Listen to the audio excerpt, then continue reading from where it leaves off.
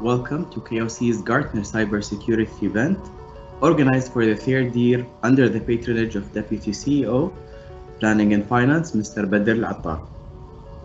My name is Abdullah Sudal Anazi, Senior Public Relations Officer, and I'll be your host for today.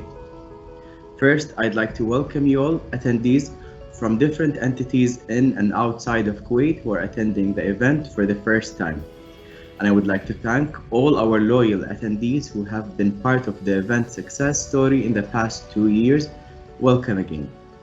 Our distinguished guest speakers from different industries came today to share their success stories in achieving productive and fruitful partnership between cybersecurity and digitalization. Mrs. Abir Khadr, Information Security Director at National Bank of Egypt. Mr. Kian Williams, Founder and Managing Director of Cyber Leadership and Strategy Solutions. Mr. Ahmed Safar, Team Leader Information Technology of Kuwait Gulf Oil Company. In addition to Mr. Tom Schultz, who's a Research Vice President at Gartner Research, focused on cybersecurity and risk management. He's a seasoned professional with an in-depth knowledge in information security. KOC leadership is continuously demonstrating commitment to its social responsibility to build cybersecurity culture and development of national cybersecurity capabilities by supporting cybersecurity initiatives with a vision to become one of the leaders in the domain to enable successful achievement of the company's strategic goals. With that said, I'm glad to leave the mic to Mr. Badr Al-Attar, KOC DCO Planning and Finance, to provide our cybersecurities event opening remarks. Ladies and gentlemen, distinguished guests, Assalamu alaikum wa rahmatullahi wa barakatuh. I would like to extend a very warm welcome to each one of you to the Kuwait Oil Company's third annual Gartner Cybersecurity event, an event that is being held on an annual basis, walillah alhamd. As we are working on providing all of you and our professionals in this cybersecurity community with valuable information and toolkits that shall help in supporting your strategic decisions and enriching your knowledge by leveraging the Gartner's research insights and the success stories of other peers in various industries as well as our own, which will address how in today's new norm of business operations around the globe, cybersecurity had become the prominent player in enabling productivity while securing what matters most to organizations. This would successfully occur by pertaining seamless cybersecurity resilience, while at the same time maintaining performance excellence, talents fostering, and capability developments of people, processes, and technology, and thus achieving exceptional results against mission-critical priorities in our business and operations. Despite these challenging and difficult times of social distancing, we have been determined to conduct our annual event that brings us together virtually to continue a journey of learning we have started with you 3 years ago. In this journey, we share knowledge and bridge the gap between our daily operational priorities and the required vigilance attitude we need to maintain in the digital revolution era we live today, which is a vital part of Kuwait Oil Company's social responsibility and commitments towards supporting the development of the cybersecurity maturity in the state of Kuwait and building cyber capabilities and talents locally, regionally, and globally. Today, we are here to continue solidifying our mission and to extend our collaboration and communication with all of our peers from different verticals in Kuwait and many from the region, as well as by sharing knowledge and lessons learned. Nowadays, digitalization has become one of the most prominent topics, as the whole world is evidently facing technical and economic challenges coping with the changes happening due to COVID-19. That imposes several cybersecurity challenges and threats, which in turn is becoming one of the most critical risks for different organizations around the globe. And in this event, we are creating the opportunity to gain fruitful cybersecurity insights from both Gartner's global research perspectives as well as our esteemed peers and guest success stories that will enlighten our cybersecurity professionals on how to effectively become business enablers of the new norm, along with being the cyber defenders they have always been. And that's by building actual and robust partnership with organizations' stakeholders, starting with the business to legal, enterprise risk, up to commercial and procurement processes. With that, next norm does not become the next source of cyber risk, as security is weaved into the fabric of digital transformation, and our security professionals will be able to safeguard our business in an agile and resilient approach for years and decades to come. KOC was, is, and will always remain committed to connect with peers in the oil and gas sector, public and private sectors, and other critical national sectors through committees and forums that are established to collaborate in serving the cybersecurity goals to secure our societies and business, whether in Kuwait, our region, as well as the whole globe. With that said, we hope you enjoy today's learning journey and gain insightful and new perspectives that will enable you to be the business enabler and cyber defender whom we urgently need you to be. Finally, I would like to thank our esteemed subject matter expert speakers who joined us today from different parts of the world. Mr. Ahmed Safar, Team Leader Information Technology from Kuwait Gulf Oil Company, Mrs. Abir Khidr, Information Security Director at National Bank of Egypt, and Mr. Kian Williams and founder of the MD of Class LLC, to share their organization success stories. And also thank Gartner's distinguished VP analyst, Mr. Tom Schultz, for their continuous support and strategic partnership for making this annual event an ongoing success story we all celebrate and appreciate. Thank you. I'd like to thank Mr. Badr for the very supportive opening statement. Now, I'd like to introduce Mr. Ali Naqi, KOC Manager, Corporate Information Technology Group, to provide his opening note. Good morning, everyone, and thank you for attending KOC Annual Cybersecurity Conference in collaboration with Gartner. Despite all the challenges imposed by the current situation of COVID-19 and the social distancing requirements, we have been keen on making sure to keep our annual tradition due to the value we observed for our community from this interaction in the past 2 years and your valuable positive feedback. I would like to take this opportunity to thank all of our guests and attendees from different sectors for their attendance, as well as our distinguished speakers and subject matter experts from different industries for this participation, as well as our event organizing team members represented from Gartner and different KOC teams for their continued support and tireless efforts in making this event a success.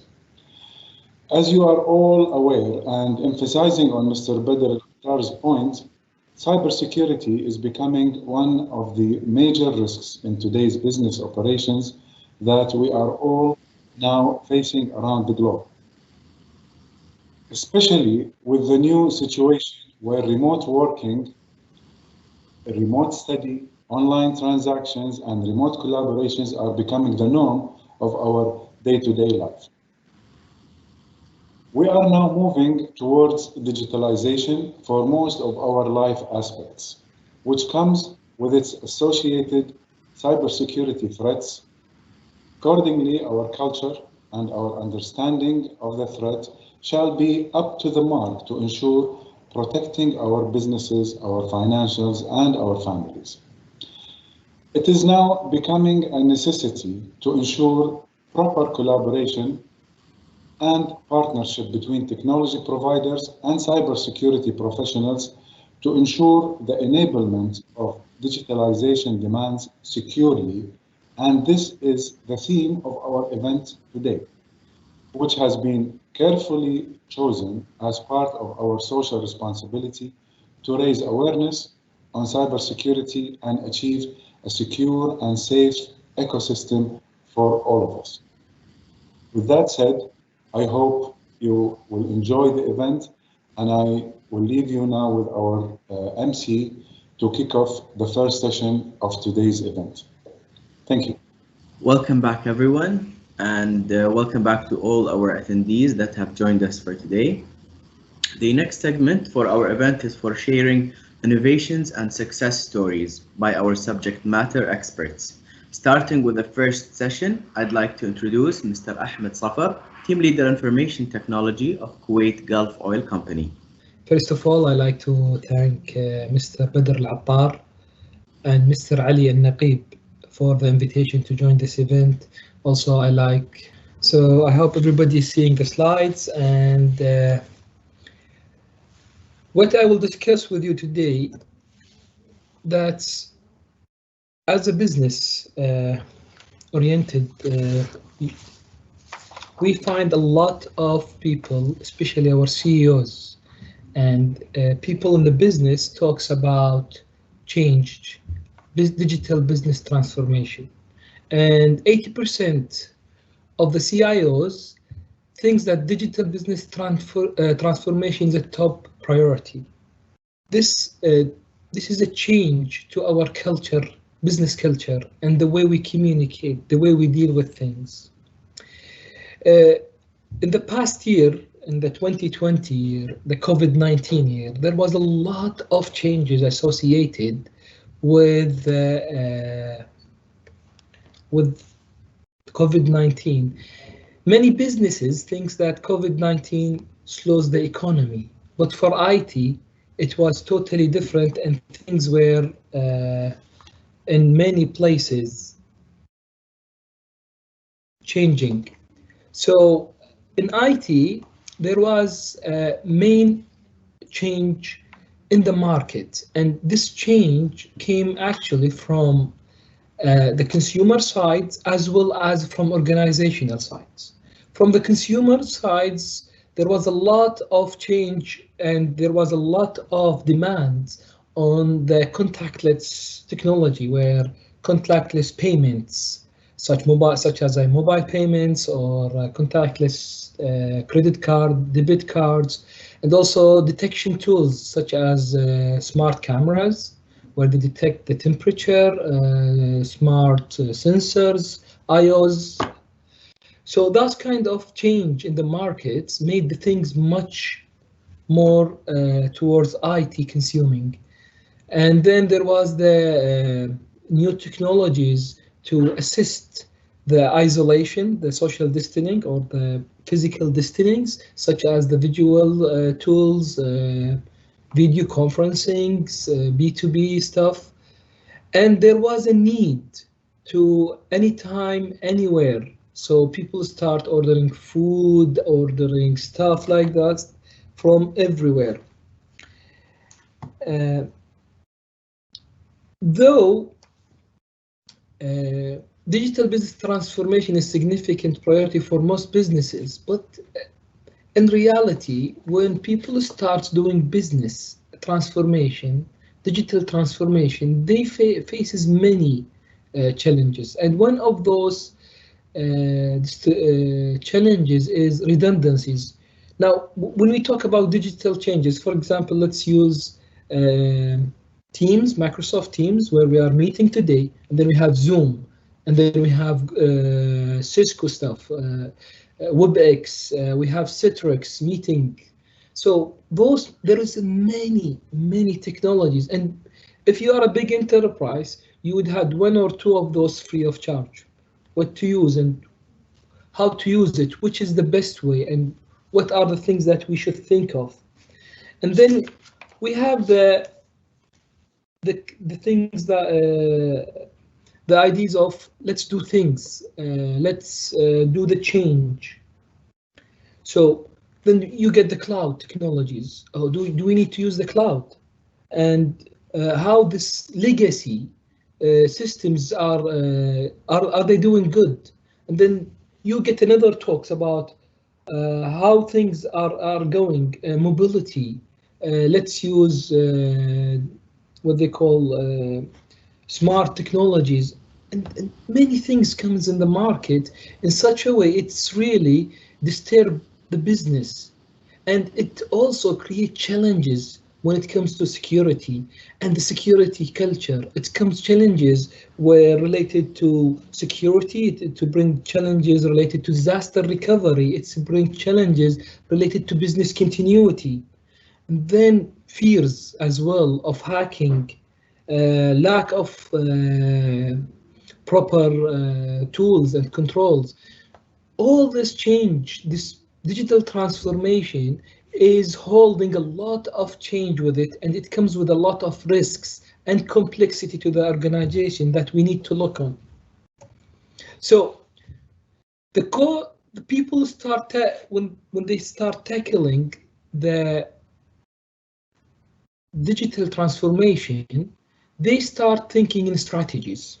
So how to achieve and how this technology would help, and what we want to do, what's our goals within the next 5 to 10 years.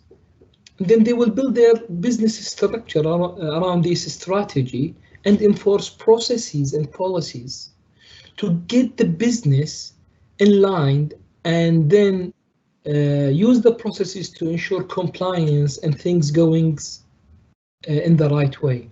But there is a very important part of this change enabling tool is the resources. When we speak about resources, funds comes part of it, but the main resource is the human resource. And in a digital transformation, the digital technology, the informatic technology is the second resource when we are planning to do a digital transformation. 3 questions usually comes when we talk about technology. Which technology to use? And why we will use this technology, not the other technology? Should I stop this, or I should keep them both running? And legacy, traditional, smart technologies. Then we come to another big issue that comes with the culture, this culture of change, which is related to human. Are they skilled enough? Are they knowledgeable enough? Do they know what we are trying to do? Do we communicate the change properly? And are they willing to accept it? There's a lot of things that we need to think when we speak about digital transformation and the impact of digital transformation on the culture. Now, in the business digital transformation, businesses get impacts. And this impacts comes because of the challenges associated with the type of transformation. Now, we used to do the business for a very long time in a certain way, and then IT came and introduced a new way of doing things, helping us to achieve more accountability, confidentiality, easy of access. We can get historization and all those kinds of things. But IT itself, the information technology, have become more and more associated with our life. Finding someone who's holding a mobile phone 10 years back, 20 years back, it will be very hard. But today, everyone have this. Let's say most of the adults. And then we have this challenges related to the technology selection. 4.0K, the new transformation, the new industrial revolution. We have robotics, artificial intelligence, we have emotional intelligence, neural networks, increase of technology, of communication technology, 4G, 5G, WiMAX, and so on and so forth. You can't stop talking about technologies these days, and this a lot of changes makes a big challenge how to maintain the security and how the security is impacting us. Earlier in the event, Tom spoke about Formula One. I really like the analogy, and he spoke that we need to be the brakes, the CISO. I don't agree on this part, but maybe we need to be the accelerator, not the brakes. However, when you see the technologies, they are really like a formula, and things are really changing so fast and so rapid. So what is happening in our organization, that these new challenges need a new way of dealing. And I like the word when he speaks about culture hacks. So what is the new way of dealing with these technologies is to build new habits. And this is a main part where you need to change the culture. So when you start with a new security, a new technology, you will get new challenges, and you need to build the new security habits.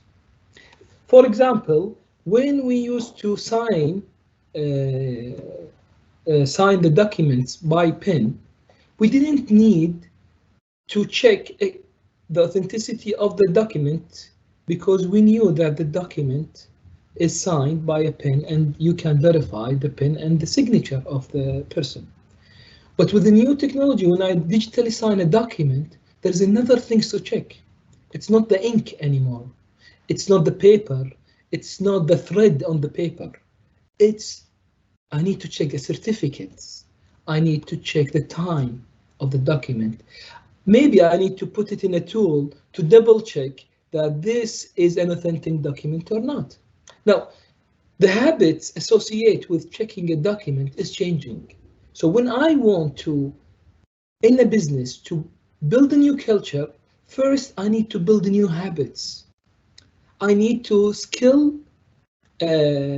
teach the people the new skills of how to authenticate or how to deal with this new change. And then I will start telling them, please do this regularly. Here where is the motivation is very important. After I introduce this new habit of how doing new things, I need to make the team do it. It's not only individual. And the team to do this, they need to talk positive about those things. Tom also spoke in one of the questions about the negative way of motivating. Maybe it's good, but it will not help in introducing the digital transformation. People will hate it and they will build a resistance.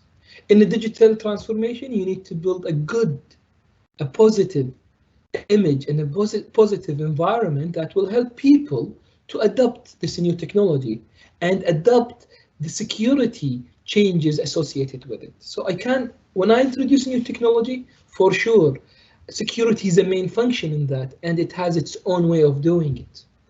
If I used to use passwords when we were using computers inside our internal networks and our LANs. But if you want to use computers now, there is a lot of applications on the cloud or people accessing it through the internet.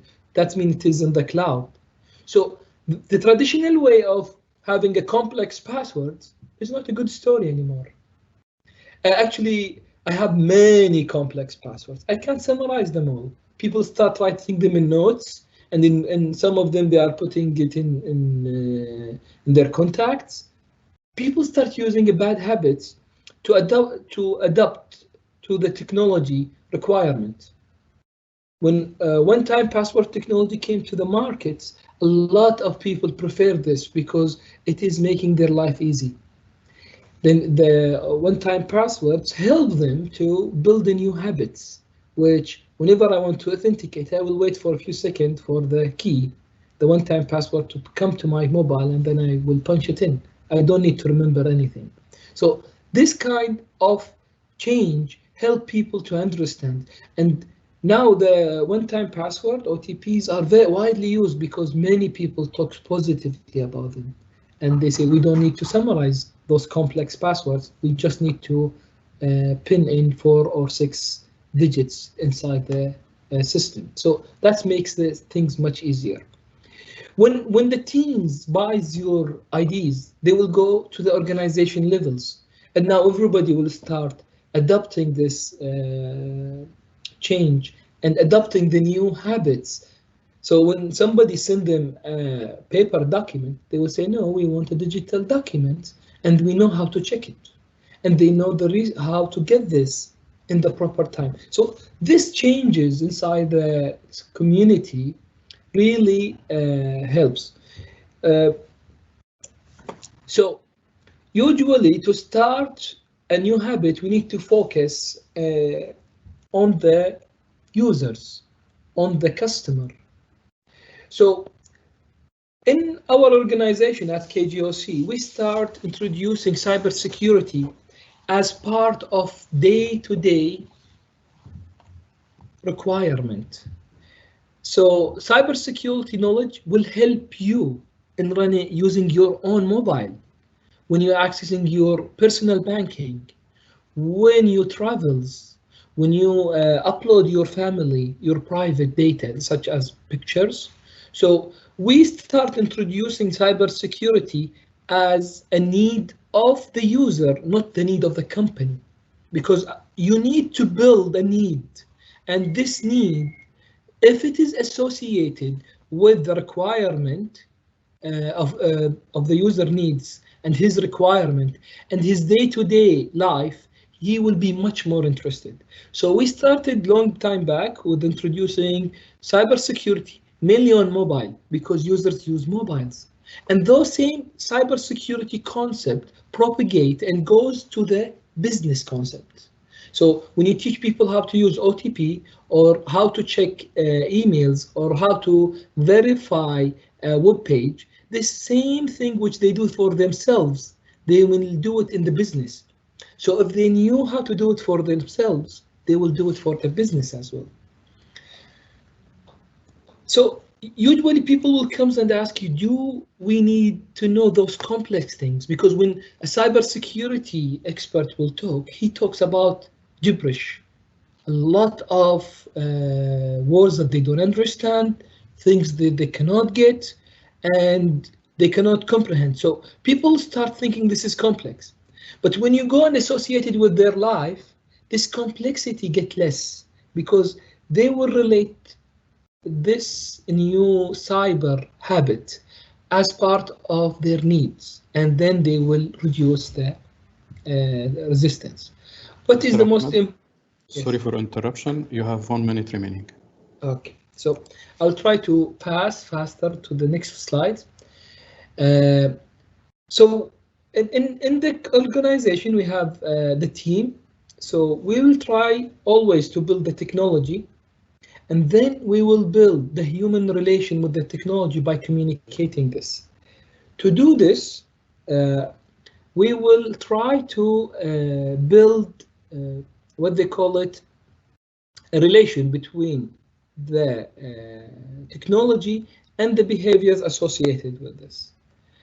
We'll go to the last slide. I'll try to wrap up in this last slide. There is always in a business a myth between confidential and the private. And users are always scared to share the knowledge or share the information because they think it is confidential. So in a business, we need to understand the difference between confidential and private. And as soon as people start understanding the difference, the behavior towards the new technology always change. I will stop here. Thank you a lot for listening to me, and I hope it was a useful slide.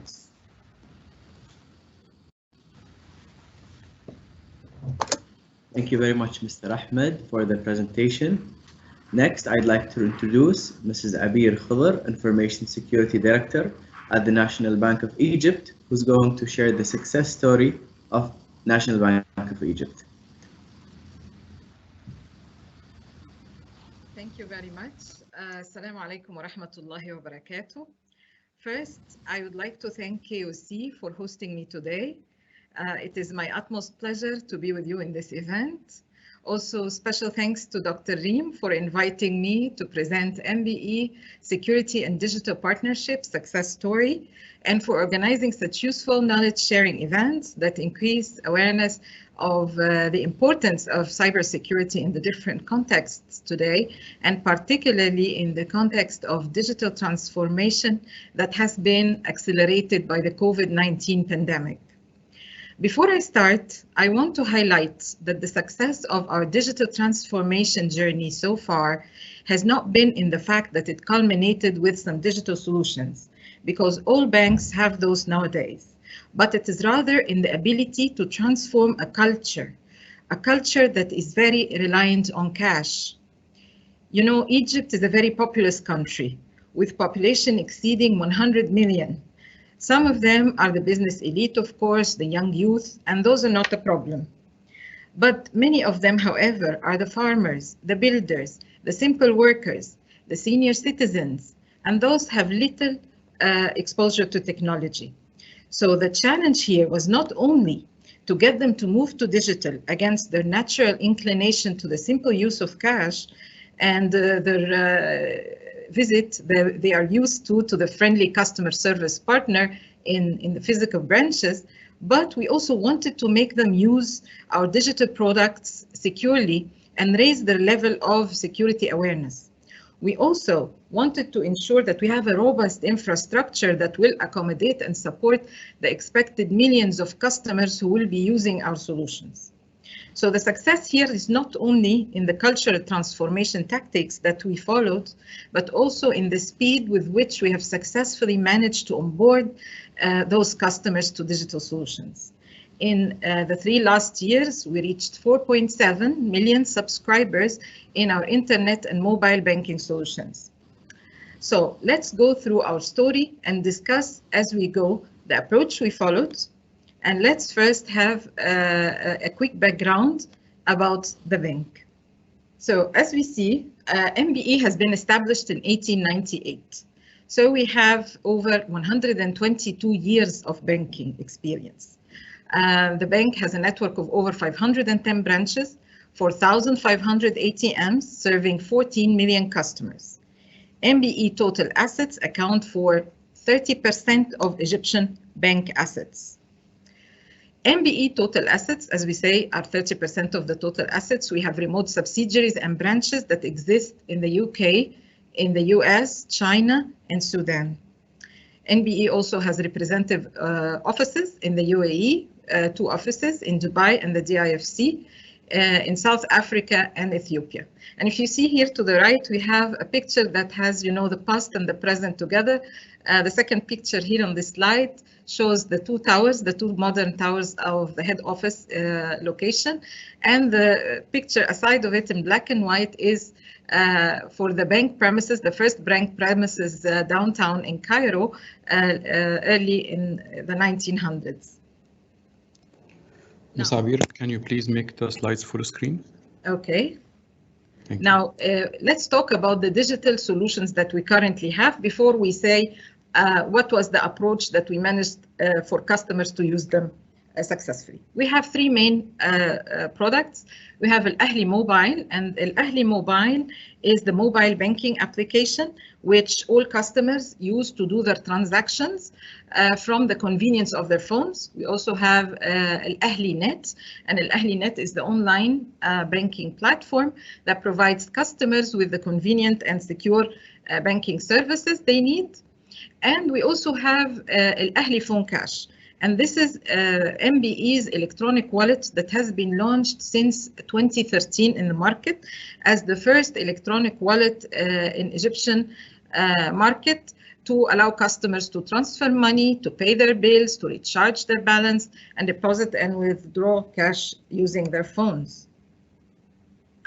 We also have MBE's digital branches that were introduced in last year in 2019, and as part of shifting customer behavior to digital, we wanted to move them away from the traditional branch setup to the use of more self-services in those digital branches.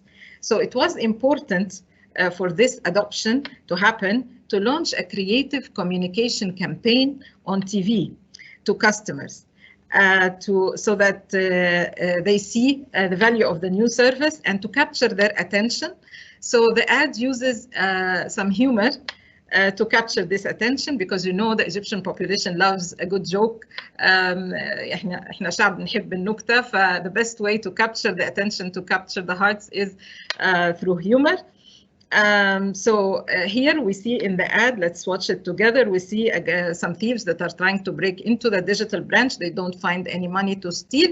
Instead, the security guard tells them the services that the branch is offering and keeps emphasizing the word مميكن. So that means automated. Let's watch together. محدش يتحرك من مكانه. هو اللي ينزل على الارض. مين ده اللي ينزل؟ مفيش حد هنا، ده فرع الكتروني.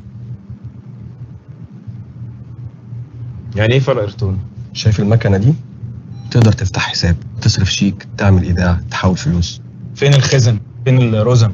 مفيش رزم وخزن، كله مكن. فين البنك اللي هنسرقه يا شربيني؟ استنى انت دلوقتي. فين الناس؟ بنك مميكن. ايه ده؟ مفيش خزنه جوه. قول يا شربيني. ما طلع الكتروني اصلا. مميكن يعني تقدر تصرف شيك، تعمل ايداع، تفتح حساب، تحول فلوس. كله من المكنه دي. في فيديو كول لو عايزين تكلموا خدمه العملاء. انا كلم خدمه العملاء، اقول لهم يا شربيني الو السطو مش شغال. مساء الخير. ايه ده؟ هو ده سطو؟ لا جايين نصرف شيك. بنك مش زي اي بنك، اول فرع خدمه الكترونيه في مصر من البنك الاهلي المصري، بنك اهل مصر.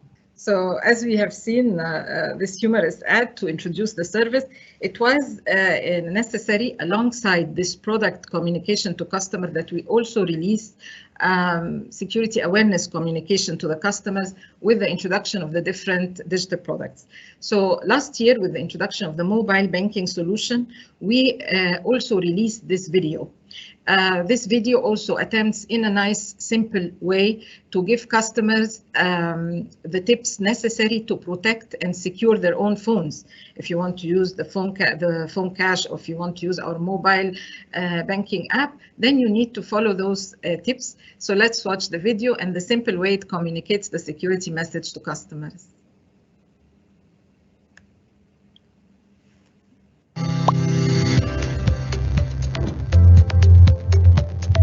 عشان البنك الأهلي المصري دايما بيهتم براحتك وأمانك، عملنا تطبيق ال NBA موبايل عشان يبقى معاك في كل وقت وفي أي مكان، وكمان خليناه يبقى متأمن ويحافظ على بياناتك.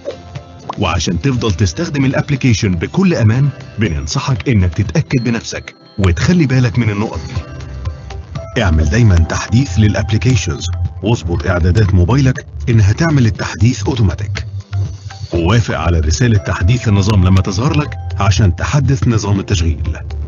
اتأكد انك بتحمل الابليكيشن من مصدر موثوق سواء جوجل بلاي او اب ستور. احمي بياناتك ومعلوماتك الشخصية بالتشفير من اعدادات الامان على موبايلك.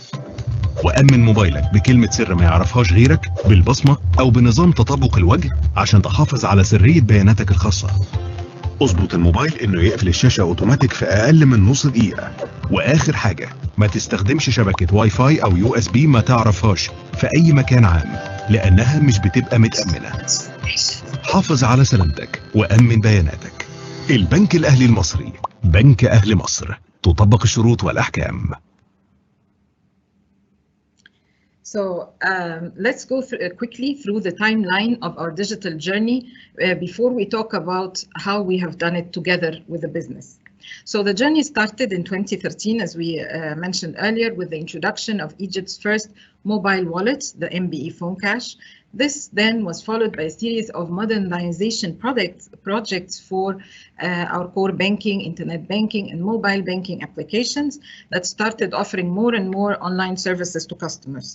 Then we had the expansion of our ATM network and the introduction of interactive teller machines in the new digital branches in 2019.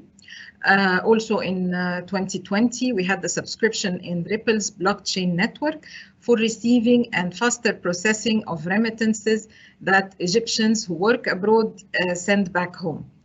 Misa was then introduced in 2019 as the first Egyptian branded debit card. The point of sale, mobile point of sale networks were expanded to a larger number of merchants covering all governorates in Egypt.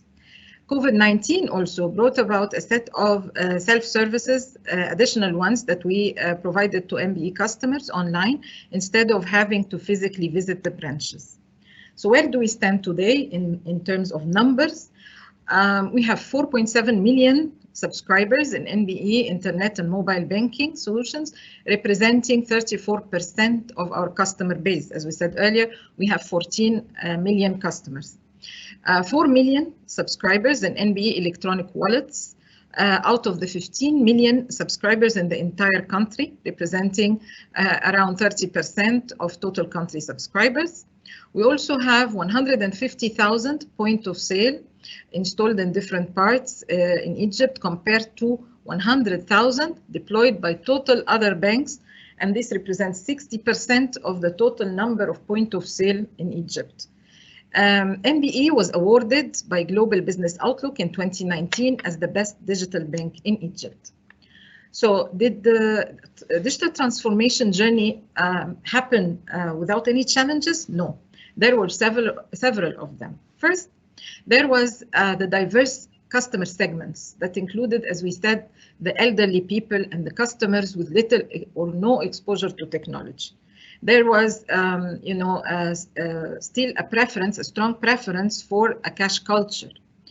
There was even the challenge of trying to ensure an easy and simple customer experience to promote the reliance on digital versus the complexity that is introduced as well by the security features. You're shifting customers from not using technology at all to using the applications, mobile applications, and also understanding the whole process of credentials and setting up their one-time passwords, etc. And of course, there is also a trade-off or a balance between deployment to more devices, mobile devices, versus the security requirements. So what did we do? Here we have the different partners in the ecosystem of digital transformation journey for MBE.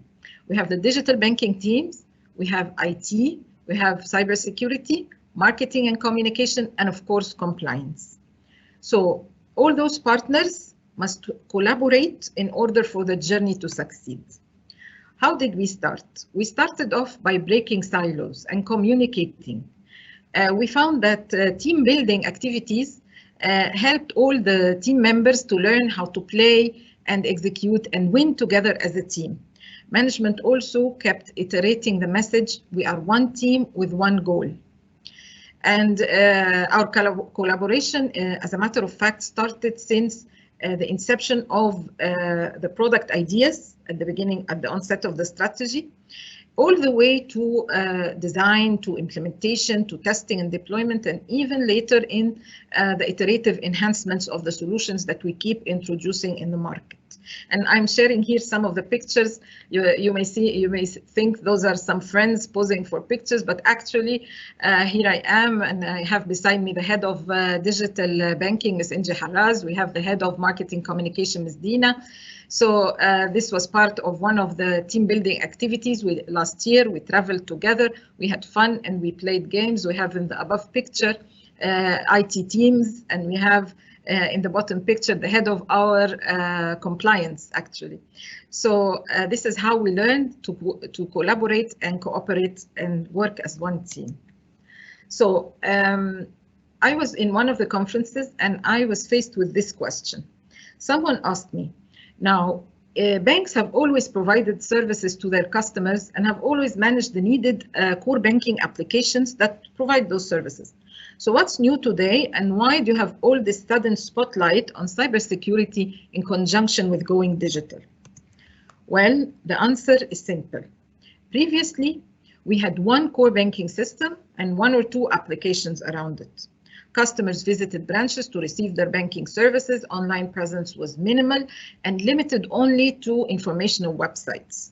In that case, maybe perhaps physical security was more important to ensure that you don't have unauthorized access to your premises and data server rooms. But today, this situation is different because today banks offer their services through multiple digital channels that are run by systems and applications that are hosted inside and outside your premises. And this has introduced, of course, the multiple attack vectors and the multiple stakeholders involved in protecting customer data, including the customer himself.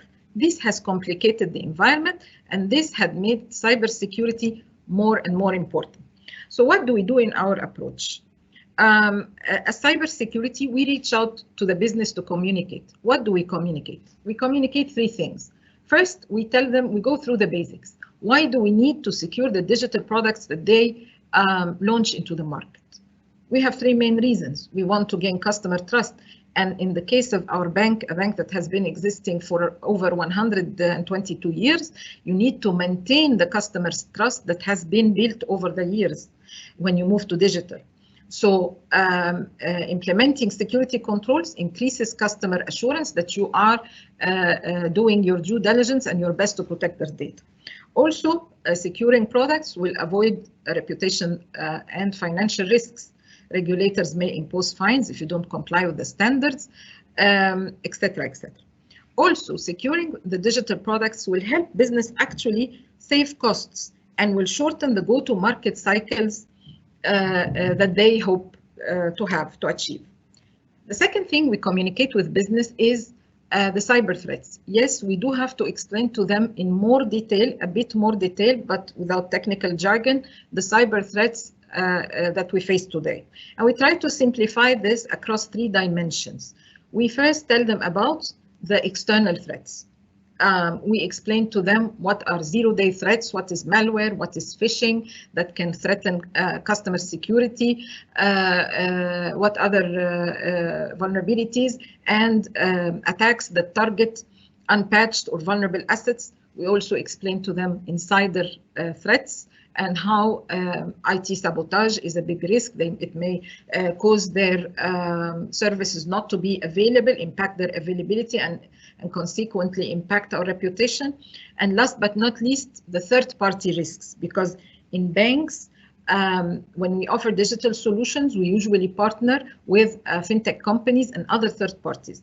So third-party risks become of paramount importance, that we pay attention to API security, to the fact that we must ensure and get assurance over the security of those third parties.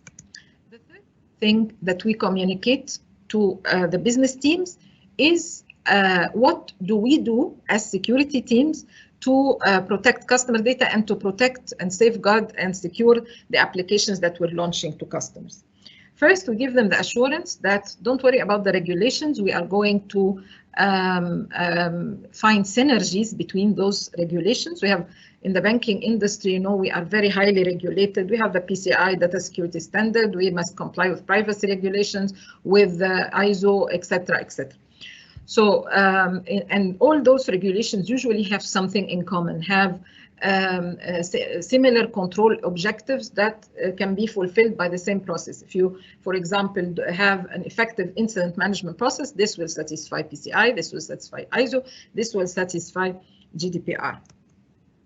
Also tell them that we implement several controls to address mobile threats through internal and external awareness, communication, through also doing the threat intel and taking the necessary mitigating measures to decrease the phishing, and that we also have a subscription with takedown providers to take down any phishing incidents as soon as they appear to customers. So we give business this assurance what activities exactly we're doing. We also explain to them why addressing application security, because mobile solutions are mostly applications, that mobile applications, and application security becomes very important. We explain to them why encryption is necessary to encrypt sensitive data, why we need to do the iterations, the several iterations of application penetration testing, why they are useful and important to mitigate any vulnerabilities before launching to customers, why, for example, obfuscation of mobile application code is necessary, and several of the other measures that we implement to give them the flavor why we are doing this. And of course, as we said, we Engineer Abir, sorry for interruption. You have 1 minute left. Okay, we'll wrap up. And we also explain to them what we do for addressing third-party risks. because we want them to champion this with the third parties they actually deal with. So this has been some highlights. Of course, due to time constraints, I cannot take you further into details of what we're doing, but here are the key takeaways from the journey so far. The journey is still continuing. Collaboration is the most important success factor that has helped us so far. It is important to make business realize that attack vector is increasing with the increase in number of channels through which we offer our services, and the partnership becomes of paramount importance to go over all the risks associated from the product inception idea all the way to design, implementation, and iterative improvements. Finally, I want to thank you very much. It's been my pleasure to join you today, and it's been a very useful event so far. Thanks again.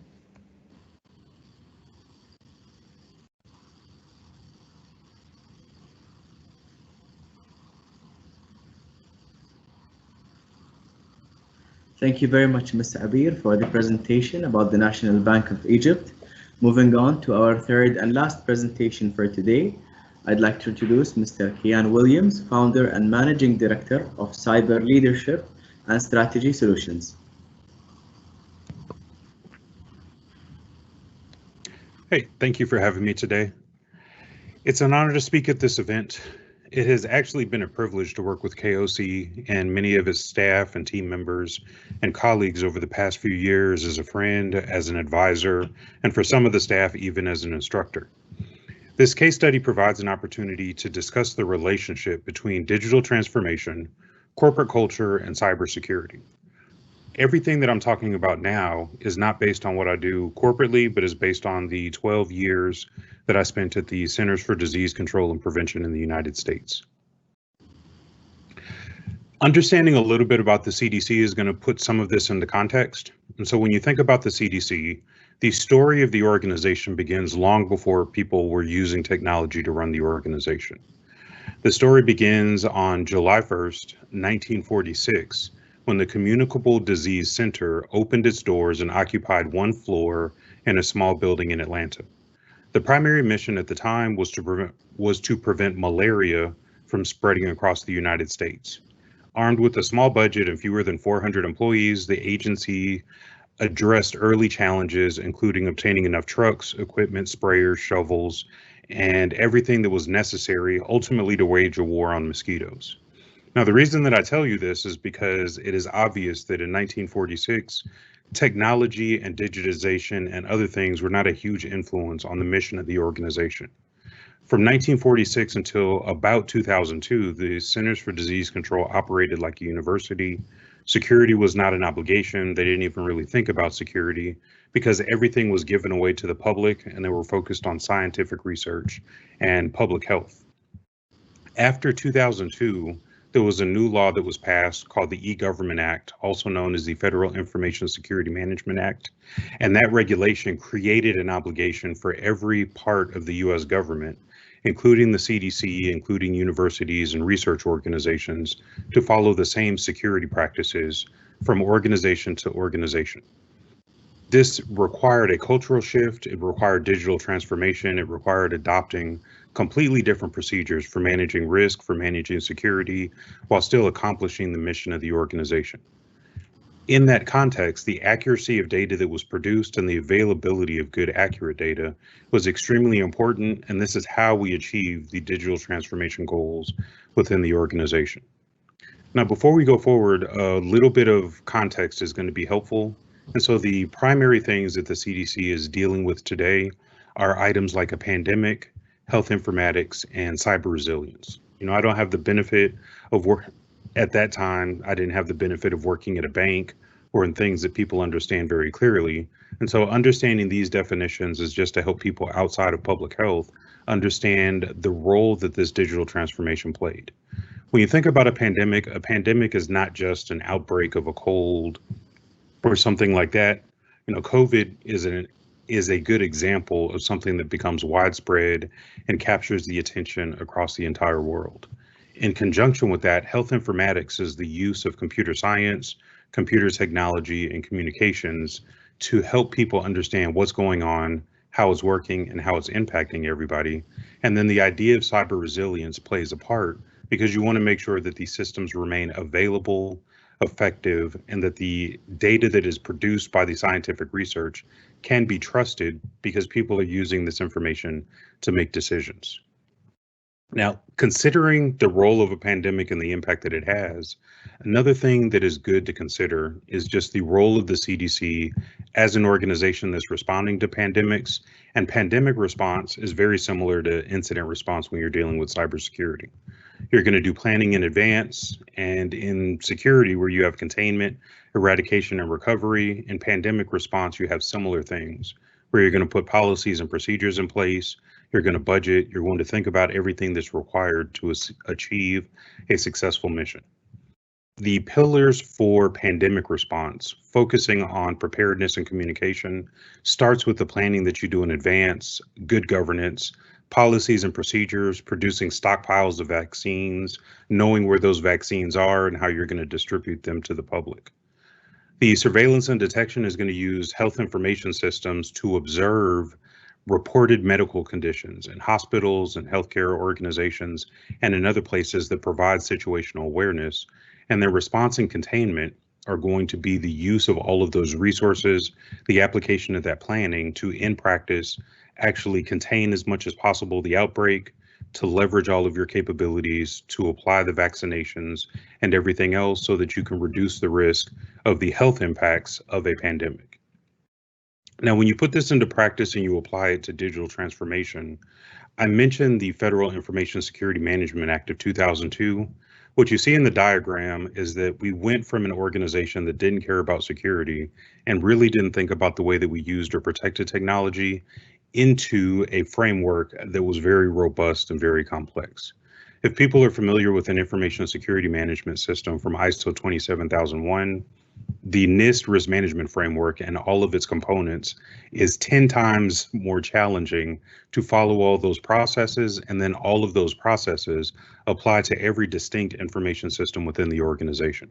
So at the CDC, where we had no requirements for security, we quickly transitioned to an approach where we formally defined over 750 distinct information systems. Each information system served a distinct purpose.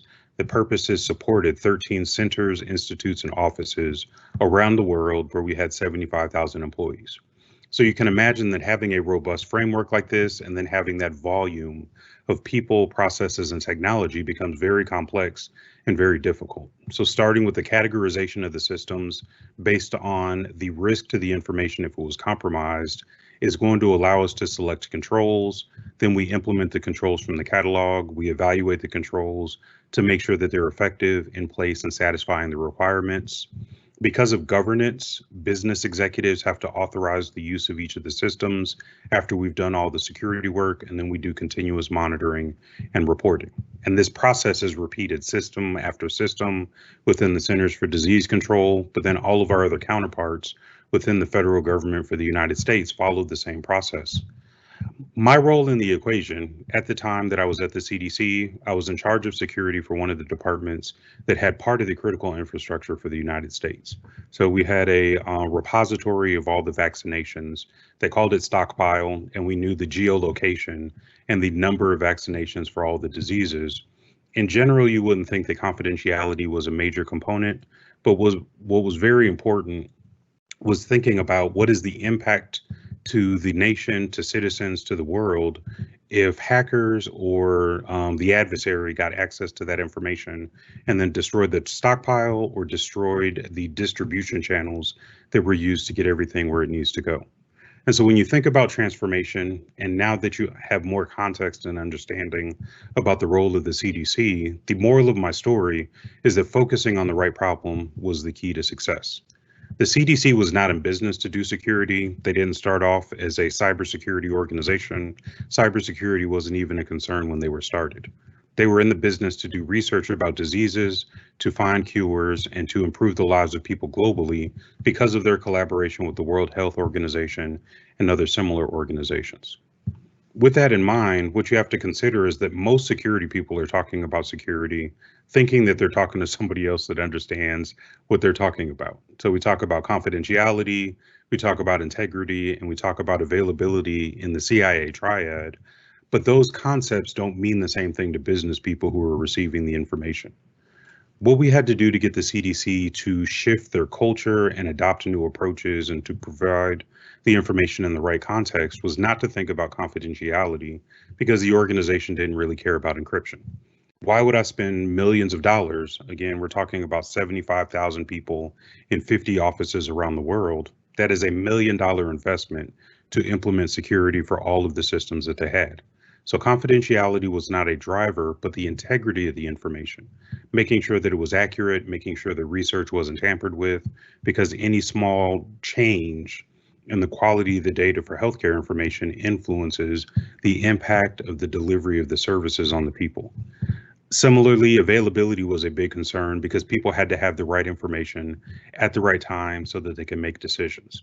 When you start getting into healthcare and you think about drug interactions and needing to look up information on the system so I can verify that if I give this person this vaccination but they're taking other medicines, is the result that we want to produce, improving their health, actually going to be accomplished? The CDC is very involved in sharing information with public health partners so that they're doing the right things. And so our equation, or our experience in this transformation, was really focusing on integrity and availability and getting the organization to buy into what does it take to achieve those requirements from a cybersecurity perspective, which ultimately allowed us to get the budget approved. And then we just did confidentiality. The business didn't care about it. We didn't talk about it, but it was something that happened because most of your security controls are going to satisfy all three requirements. The question was, what do we focus on in the conversation so that the business buys into the plan and buys into the strategy? Again, because we're talking about the CDC and public health, and because everybody is focused on coronavirus, this is a good example to talk about the importance of context. When you talk about pandemics, which I described already and said that it's something that is widespread and affects the entire world, if you only go back 100 years, what you notice statistically is that we have a pandemic about every decade. Sometimes it's a little longer, sometimes it's a little shorter, but if you did a frequency distribution, we're averaging a pandemic every 10 years, and putting that into context changes the nature of the conversation about COVID. Now, COVID is still going on. COVID-19, also known as SARS, CoV-2, which is the official name of the virus.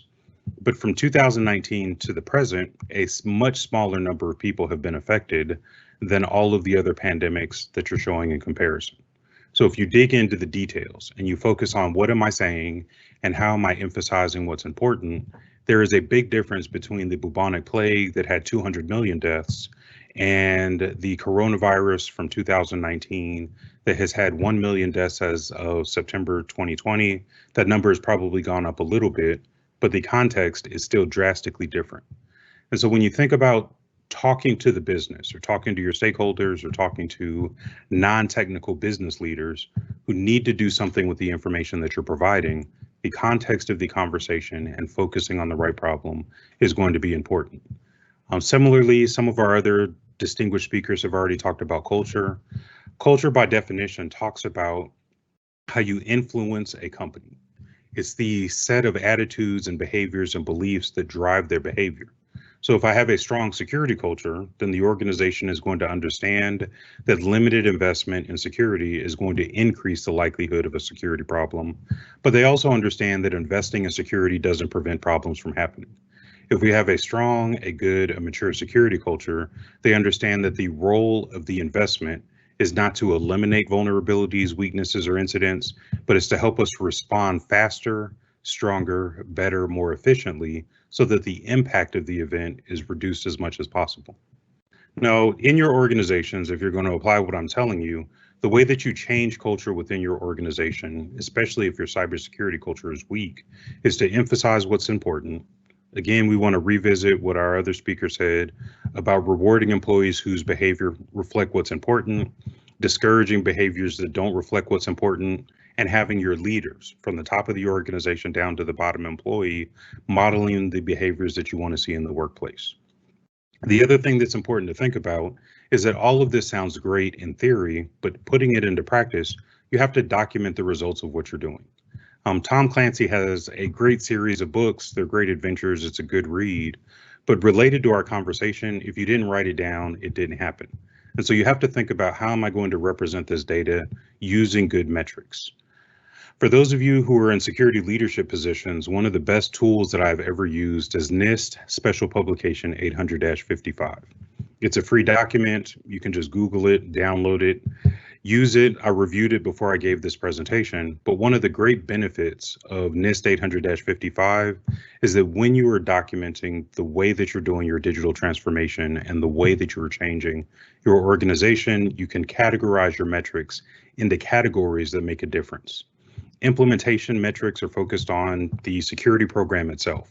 How well is it working? How is it aligned to the business? How are we going to quantify that and communicate it in measurable terms? The efficiency and effectiveness measures focus on the maturity and the effectiveness of the controls that you put in place. So if you're using ISO 27002, if you're using the NIST cybersecurity framework, the CIS controls, all of those can be documented and represented with the efficiency and effectiveness measures. And then the impact measures focus on the business consequences of security events, which often aligns very closely to your security operations center.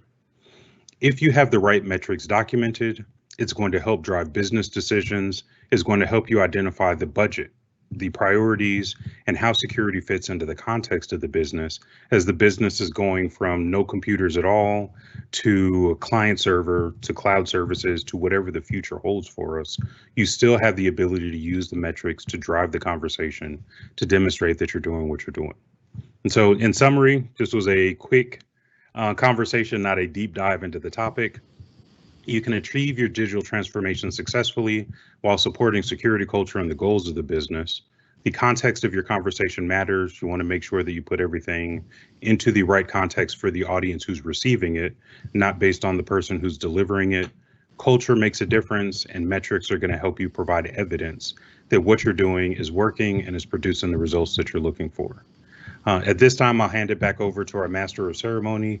I appreciate your time and attention, and I look forward to the panel discussion that allows us to explore this more deeply. Thank you very much.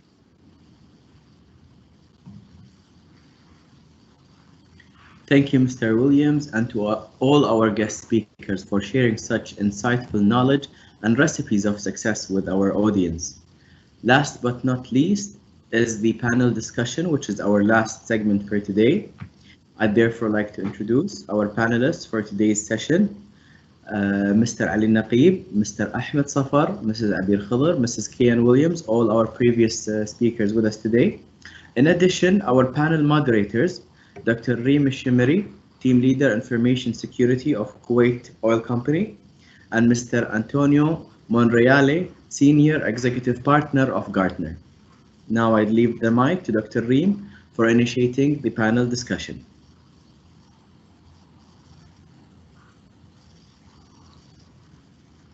Thank you, Abdullah. Assalamu alaikum and good morning. In relating to our KOC leadership commitment emphasized again today by our Deputy CEO, Mr. Badri Attar, and our CIT Manager, Mr. Ali Naqib, on the necessity of security partnership with the business today of the new norm and running the business operations around the globe. That was also supported by our Gartner's VB analyst, Mr. Toms, reflecting the research facts and statistics. And then along with sharing the amazing success stories from our SMEs and guests through the partnership that has been successfully and effectively built in their business in energy, financial, and healthcare sector. We hope we have got your heart, head, and hands now aligned with us in setting the new mindset of us as cybersecurity professionals and to effectively play the role of being a business enabler in addition to the play that you have been always playing as cyber defenders in your entities and organizations. Knowing that cybersecurity had become the prominent player in enabling the productivity while securing what matters most to our organizations, it requires us as CISOs and cybersecurity professionals to put on the hat of that partner, in addition to that guardian hat. We will tap today in this panel discussion on a deeper insights and different perspectives on how security and transformation partners and work well together. We will also look at how we strategize this partnership and how we implement it for the success of the organization. We will also tap on how to bridge the cultural disconnect that we all suffer from in today's operations and organizations. And we'll also look at how we mature and nurture this partnership in going forward. Starting with the first question, and this goes to you, Kian. From your own perspective, how would you define the role of strategic planning when it comes to this transformation of digital era? And why is security is now being under the spot and looked at as a critical component in that equation of success? Great. So Dr. Reem, thank you for giving me the opportunity to show off. Strategic planning is one of my favorite activities, and I think it's a thing that a lot of technical people can develop more understanding about. When you're doing strategic planning and you go up one level, the idea with strategic management is that you are going to develop a plan, identify in that plan the sequence of activities that need to take place so that you can produce the product, service, or result that you're looking for. And so with that definition, strategic planning is really just the part of the process that helps us identify what are we doing, where are we going, and how are we going to get there. And if you think about that as the goal, or that's part of the process that we're doing, it's important to think about how are we going to maintain confidentiality, integrity, and availability in conjunction with whatever digital transformation we're doing. One of the things that I've seen professionally since I've been doing this a long time and I'm gray around the edges is that organizations are constantly going through some type of change. And when they're doing the change, they can't just adopt new technology without understanding the impact. And this is where security makes a huge difference. If we're going from Windows for work groups to Windows NT server to client server solutions, all the way to the cloud, what is fundamentally going to be the same is the business process. How do we push a button? What action is going to be produced? What are all the details that make it happen? The business process is still the process. The outcome is still the outcome. It's important that security is part of that conversation to make sure that when the result is produced, whatever the requirements were for confidentiality, integrity, and availability, that those requirements are still met with new controls that satisfy the requirements in a new environment. If security is not part of the conversation, that's not going to happen.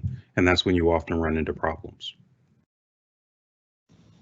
Thank you so much, Kian. Very true that wherever we are or different era, when we are handling the new norms, CIA, confidentiality, integrity, and availability will be always our main concern. And that will only be done by injecting security at the right stages and at serious. Thank you so much for sharing this wonderful and insightful thoughts.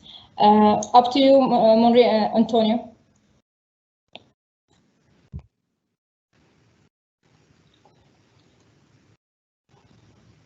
Antonio, you're muted. Yeah, thank you, Dr. Reem. Good morning, Mr. Ali. Research shows that accountability of cybersecurity incident increasingly lay on the CEO's heads more than CIO and CISOs. For example, between 2012 and 2017, in 21 cybersecurity incidents covered by major news, 36 of non-IT executives were fired or resigned or lost significant compensation, of which 12 CEOs and only 5 CIOs and 5 CISOs. Now, non-IT executives may still treat security as a black box. In a way, they might write it off as a technical problem for technical people, although very, very important. And this, of course, would erode their defensibility in case of an incident. In your view, what CIO can and should do to bridge this, say, cultural disconnect?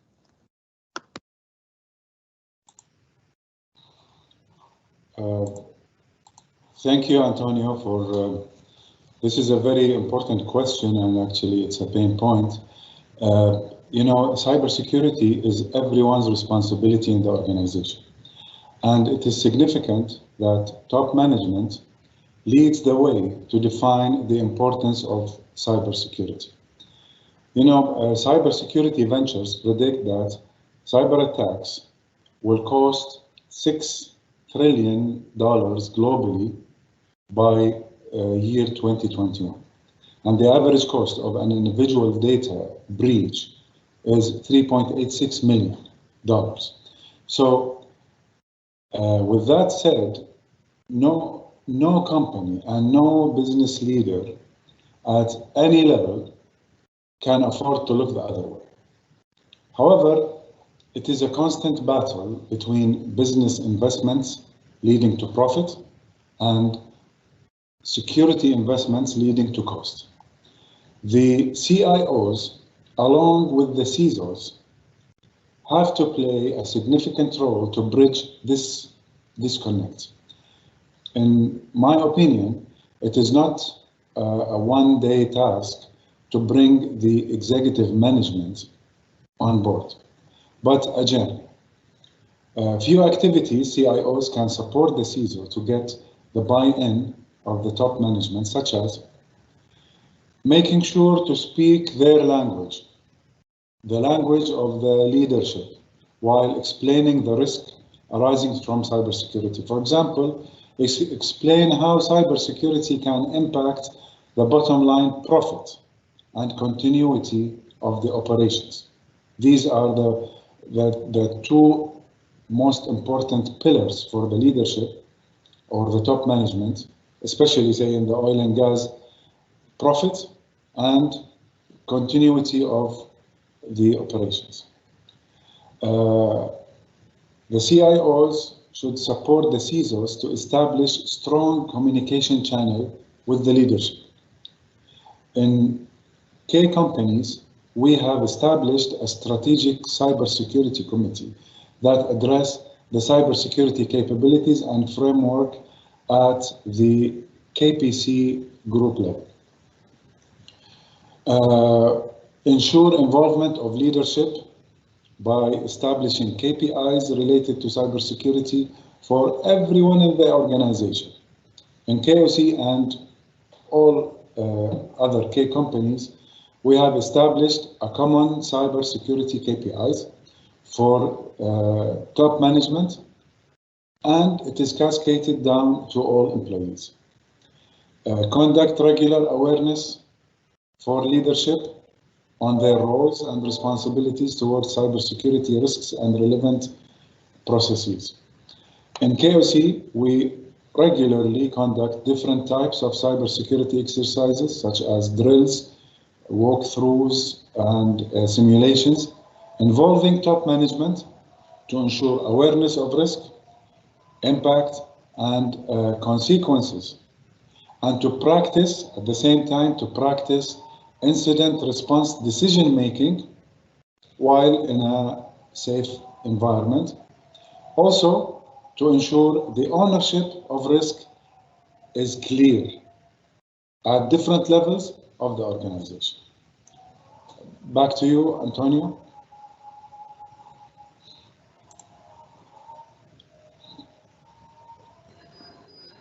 Antonio, your mic is muted. Thank you, Mr. Ali. Yes, it's indeed very important to make sure that we are all on the same page in terms of the overall purpose, business outcome, and understanding of risk, their mitigation, and their ownership. This takes, of course, a lot of effort from CIO and CISOs in becoming advisors, consulting, educating and leading, and leading by example within IT and with the business. And with that, I pass to you, please. Thank you so much, Antonio. So after sharing these amazing success stories, Ahmed and Abir, which I highly congratulate you on achieving such wonderful success in very difficult times. I'm really keen here to hear your insight on how did you manage to integrate security in the strategic phase throughout these success stories? What were the barriers when you have encountered them? We can hear your insight, Mr. Ahmed, and conclude with Ms. Abir. Go ahead. Thank you, Dr. Rim. See, when we speak about security, security is the main function in introducing any system. Systems are meant to have security as part of the natural behavior when I'm implementing an information technology at any place, at any enterprise. When we speak about small businesses or personal stuff, security maybe is not that matter there, but in big enterprises, such KGOC, we always studied the security as part of any new deployment.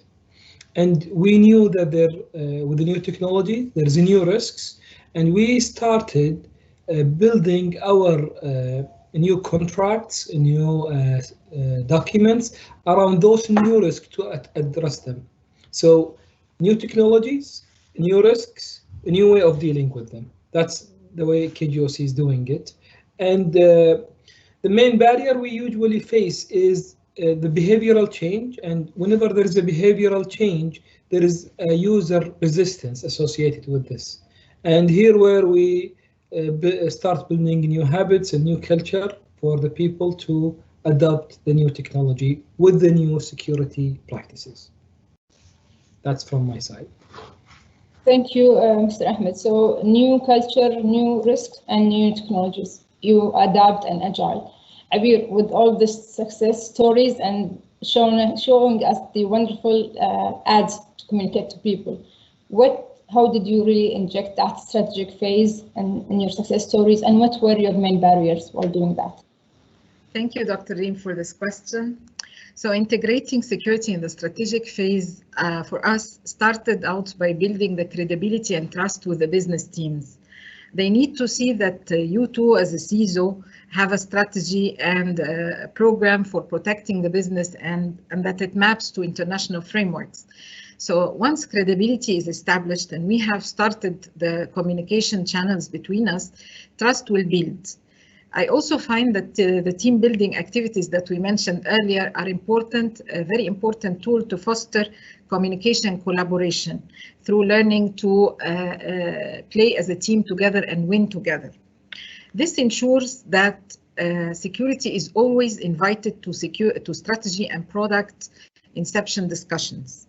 Along with the good communication, it is also vital that the proper governance structures are in place. So CISO should be an essential member in change advisory boards, technology steering committees, to ensure that there is a structured method and process of always knowing of the new projects that will happen in the organization and changes and important changes in order to work with the business on proper design that will shorten the time frame of implementation of those projects and the testing and ensure the faster go-to-market dates they are looking for. As for the barriers, those have been mainly the resistance to pass all projects through the CAB for fear of project delay, perhaps.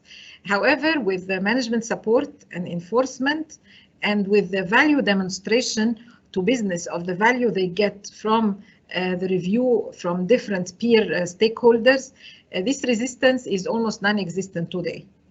And it's worth highlighting that though overcoming the resistance barrier is a process that matures with time, it still requires patience and, of course, strong management support to enforce it. Thank you, Dr. Reem. Thank you so much. Very true that having the CAB plays a critical role in enabling the cyber and becoming a partner and successful in that, where you can really inject it at stage 0 or security by design. And that wouldn't be happening without the leadership support and enforcement as well. Thank you so much, Ahmed and Abir, in sharing these wonderful insights. Back to you, Antonio. Thank you. Thank you, Dr. Reem.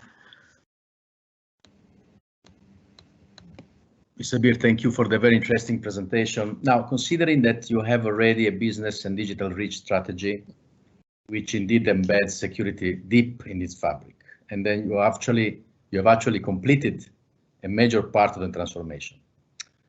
When the wheel hits the road, what have been the key success factor of the actual execution?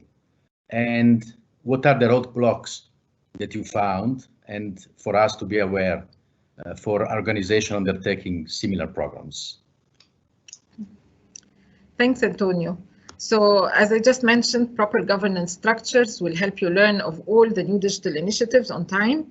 Also, strong communication channels will ensure that your business and digital teams will share with you their plans and execution details.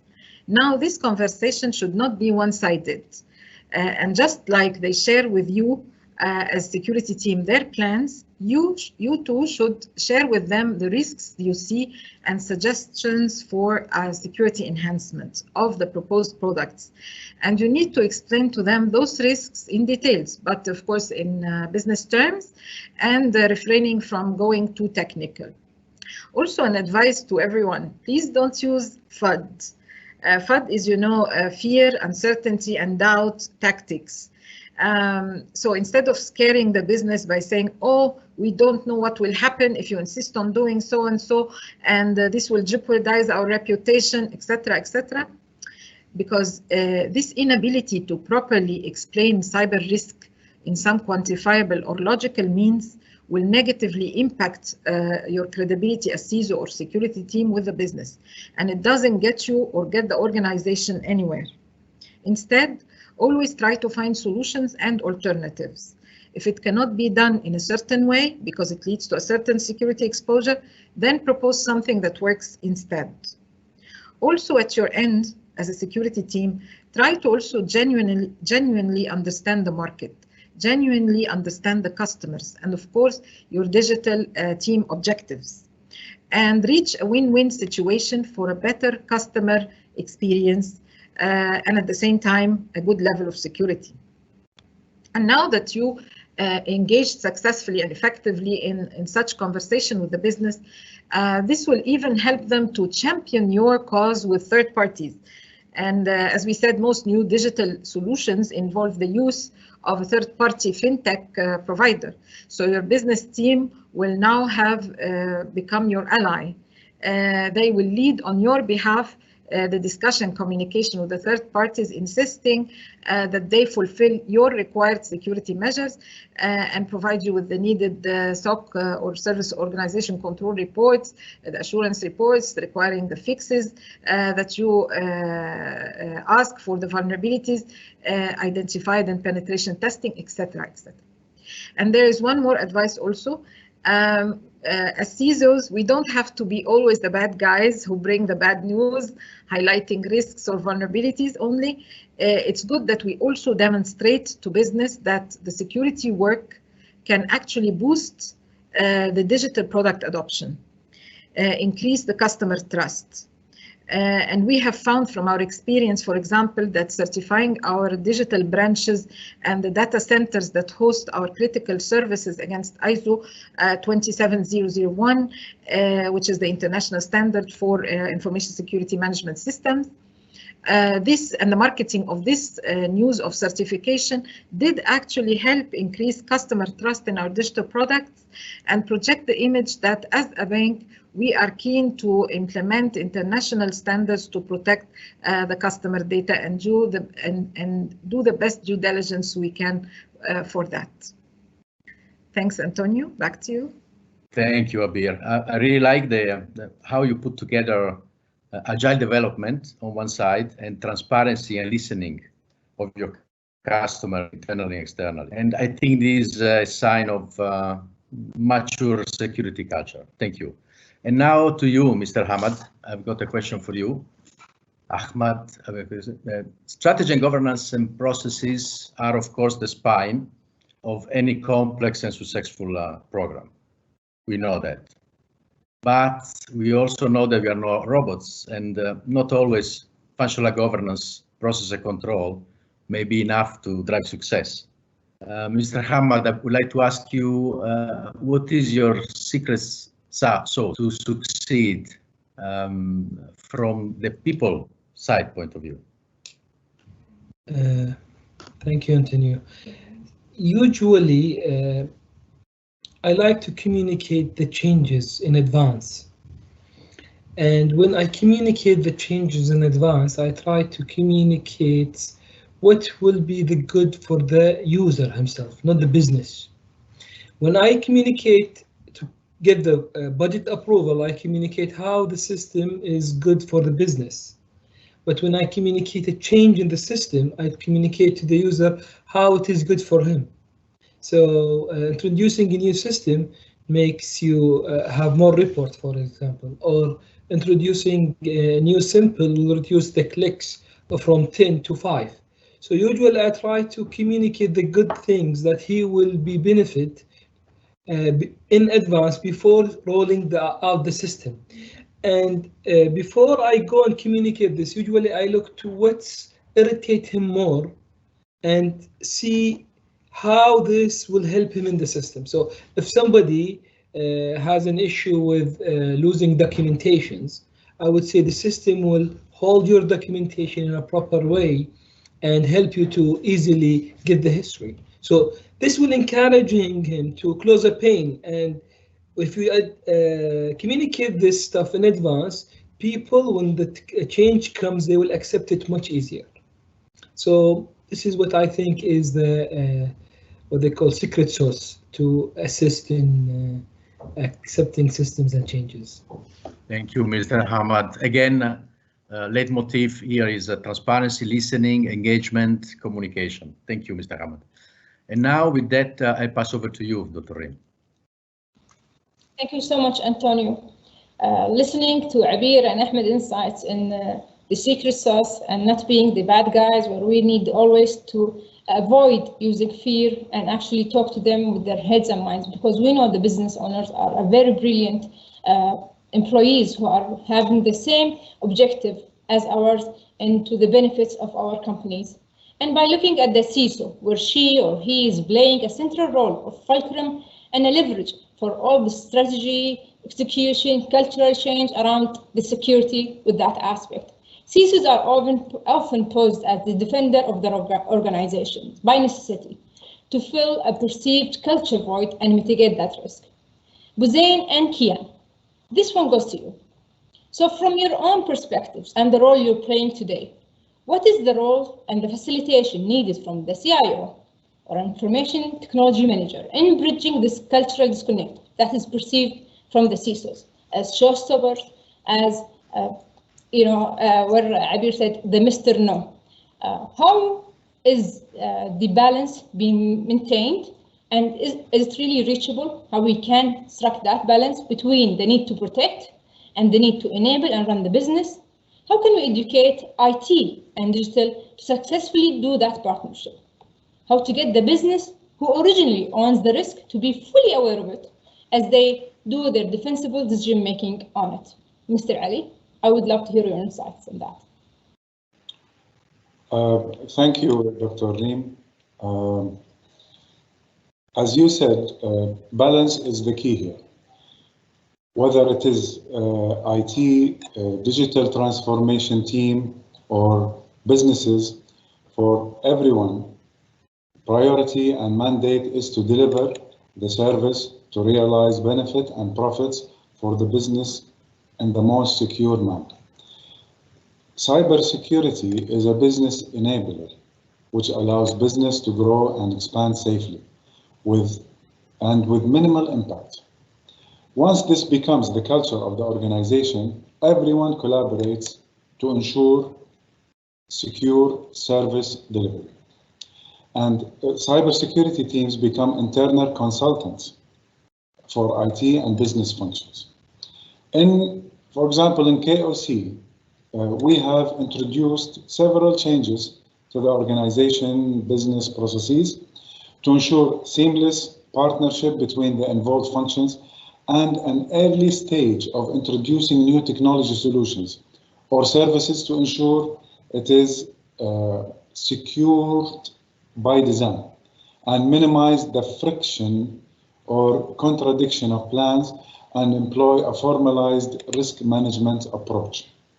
So, in conclusion, while dealing with business teams, CIOs, such as myself, should ensure that cybersecurity is not an afterthought, but shall be introduced during the new project conception stage itself, yani stage 0, the very early stage.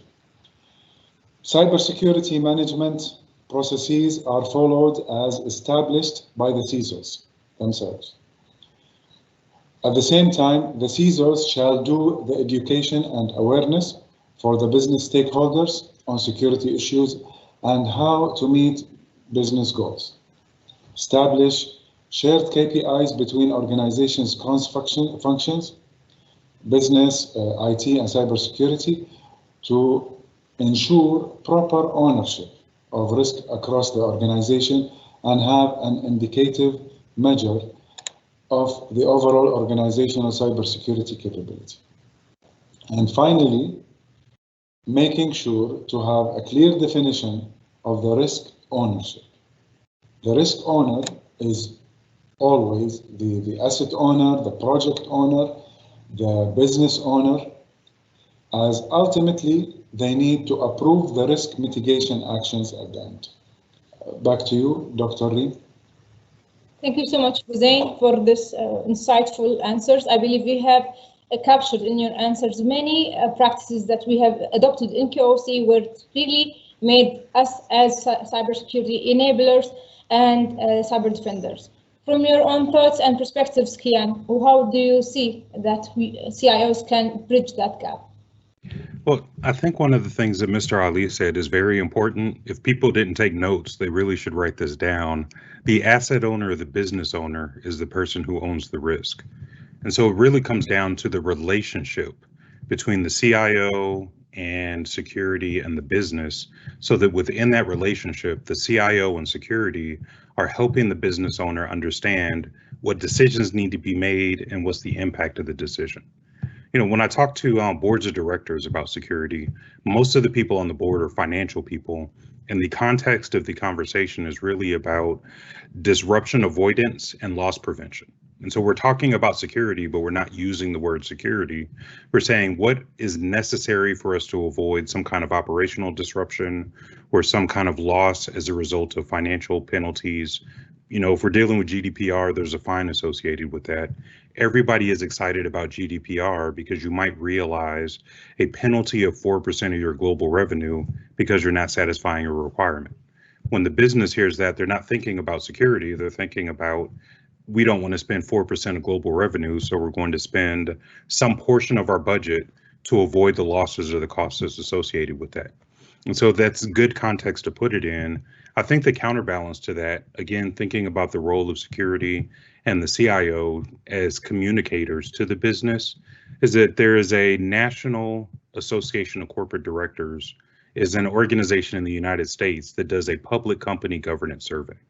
Public company is important because it's publicly traded companies. It's also important to recognize that this is only publicly traded companies based in the United States, but their survey in 2019 in Q4, so the new one hasn't come out yet, but the Q4 study said that 61% of corporate directors on the board admitted that they were willing to compromise on security to achieve business objectives, and only 28% would prioritize cybersecurity above everything else. And so thinking about the communication, how important it is, if more than 60% of the board is willing to compromise on security because of a business driver, they really do have to understand what is the result of their decisions. What kind of disruption are you going to realize? Is it a factual statement that you're going to lose more by not investing in security rather than trying to achieve the short-term business outcome? You know, fortunately, good culture in good companies is going to counteract this, but if people are left to do whatever they want to do without any guidance, without any guardrails, then they're going to lead to their own destruction.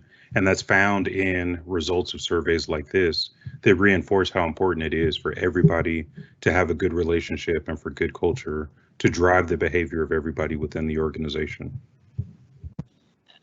By mentioning the word drive, you have actually reminded me of a line where it has been said that it's before the business was the one who drives the vehicle toward these successes. Now it's co-driving between the cybersecurity and that business, where they are both co-driving together. I believe that was a metaphor for the partnership. And yes, if he drives solely, then they will be driving toward their destruction. Thank you so much, Kian and Mr. Ali, for these takeaways and golden, which really I highly recommend that you take notes of that. And back to you, Antonio. Thank you, Dr. Ring. We are again. Now we have this circular question to all the panelists in the order Mr. Hamad, Habir, Kian, and Hali.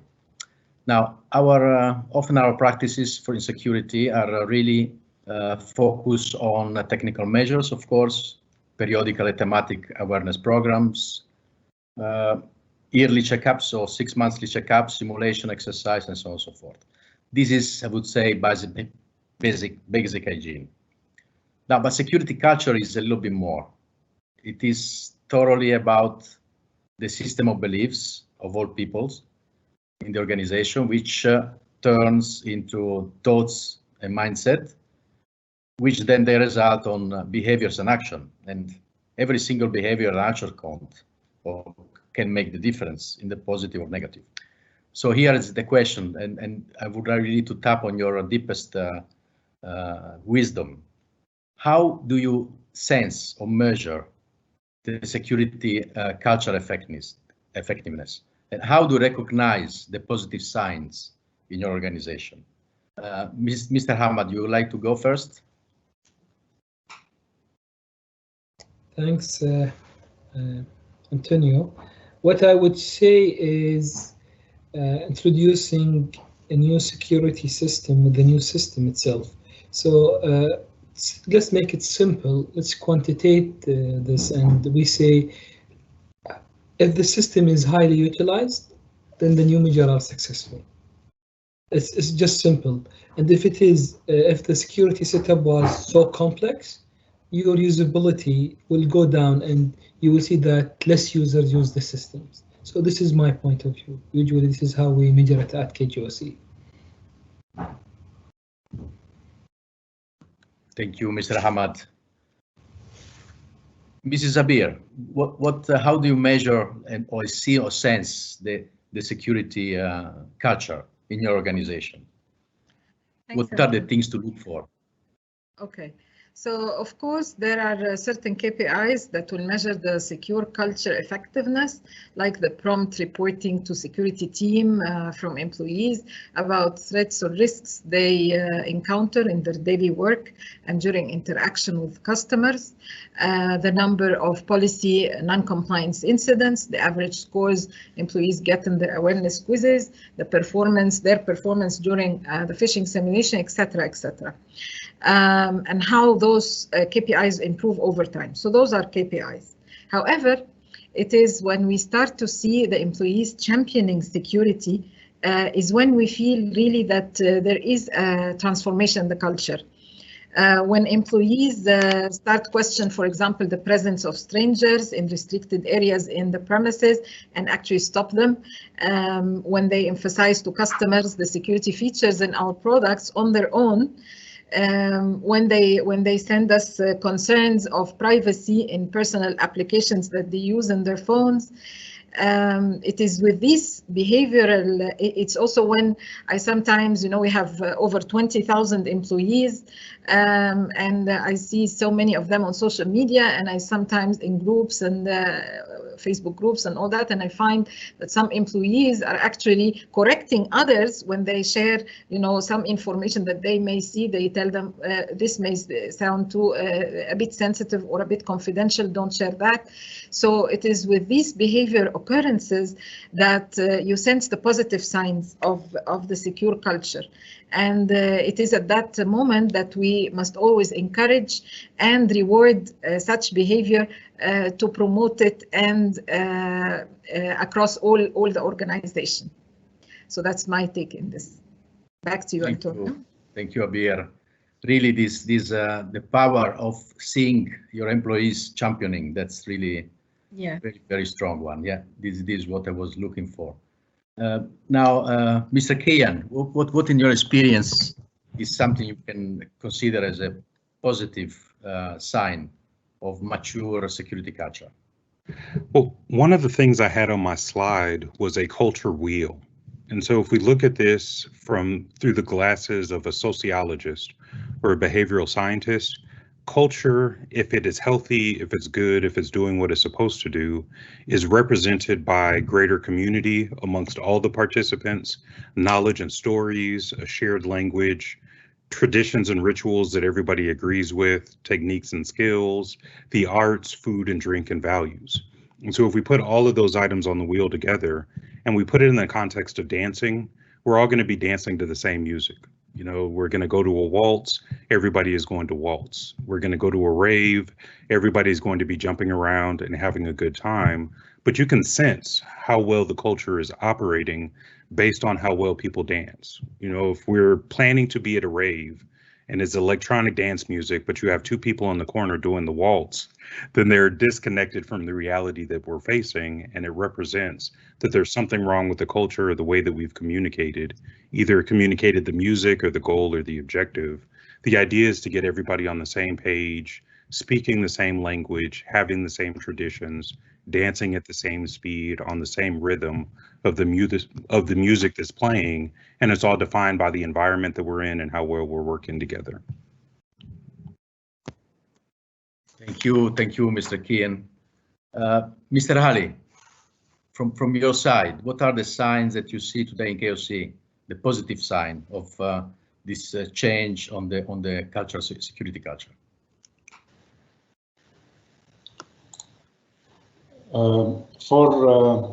Thank you, Antonio. For the organizations which are in either establishing the cybersecurity culture or in the process of maturing, they will start with yearly awareness, annual awareness, and will move towards regular simulations and exercises for their staff to ensure that awareness is continuously provided.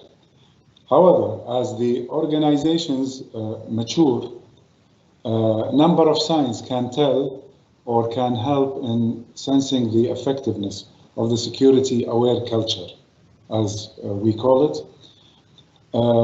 In KOC, employees have a very high sense of ownership and accountability